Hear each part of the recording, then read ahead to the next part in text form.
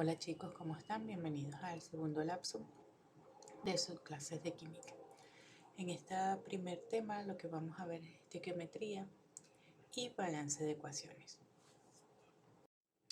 Lo primero que tenemos que abordar en este tema es recordar que es una reacción química.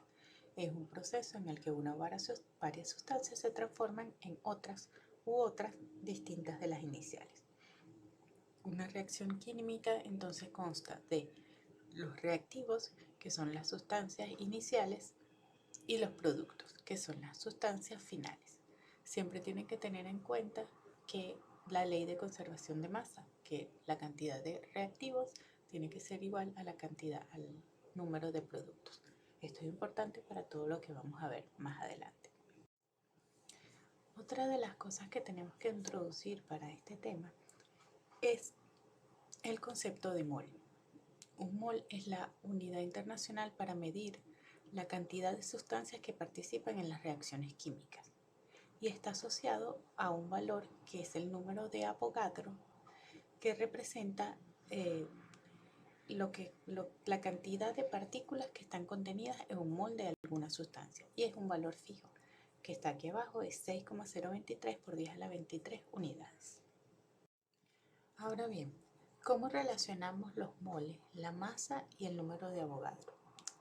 Resulta que nosotros definimos que, por ejemplo, el carbono pesa 12 gramos, exactamente 12 gramos.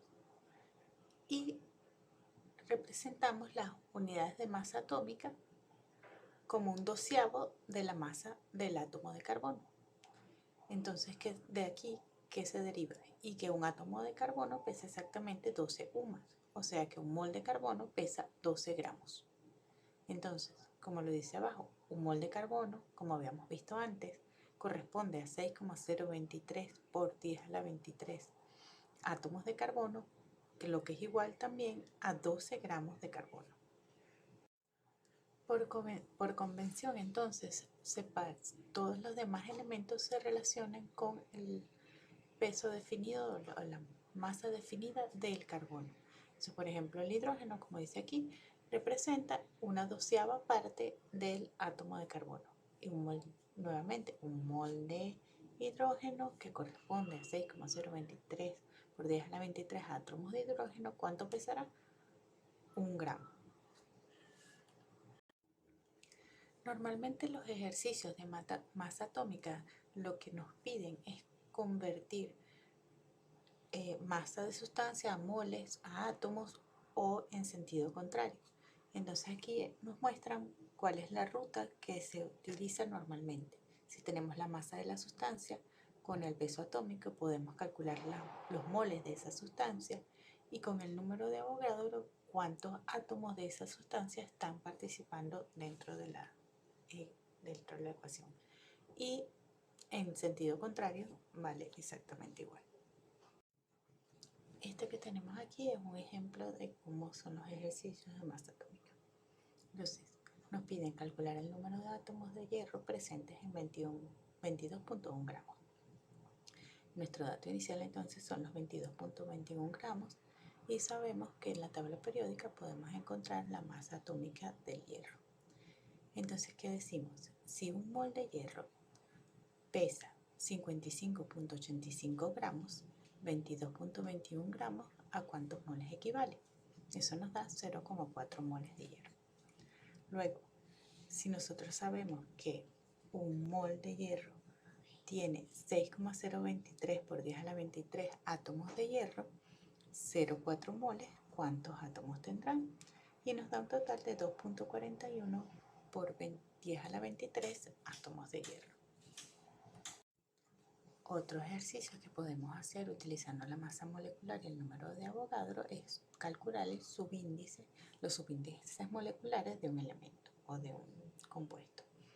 Aquí nos piden, por ejemplo, que calculemos el número de átomos de cada una de las especies que componen una molécula de ácido acético, que es CH3COOH.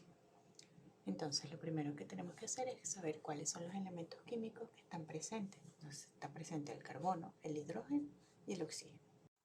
Entonces, hay que revisar entonces cuántos átomos de carbono tenemos, cuántos de hidrógeno y cuántos de oxígeno.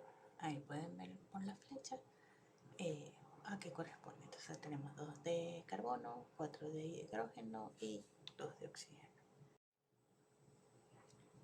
Esto es lo que acabamos de decir, 2 átomos de carbono, 4 de hidrógeno, 2 de oxígeno. Entonces, ¿cómo calculamos la masa molecular de un compuesto, por ejemplo? Sabemos entonces cuáles son la cantidad de átomos de cada uno de los elementos presentes en el compuesto y podemos asociar esa cantidad de átomos a un mol de molécula. Entonces, un mol de H2SO4 corresponde a 2 moles de hidrógeno, 1 mol de azufre y 4 moles de oxígeno.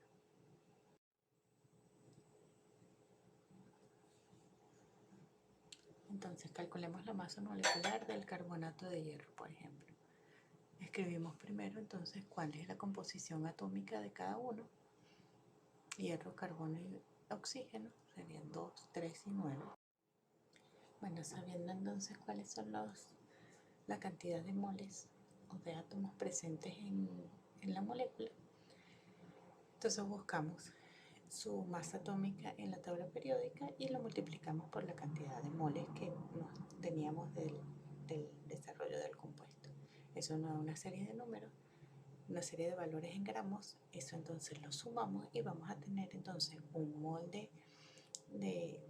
carbonato de hierro equivale a 291,73 gramos de carbonato de hierro. Entonces, ¿qué quiero con ustedes de este primer tema, de esta primera actividad?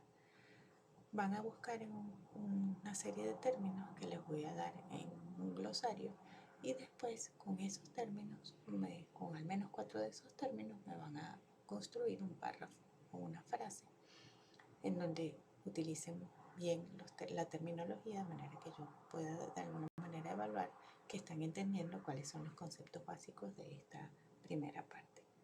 Muchas gracias y nos seguimos viendo.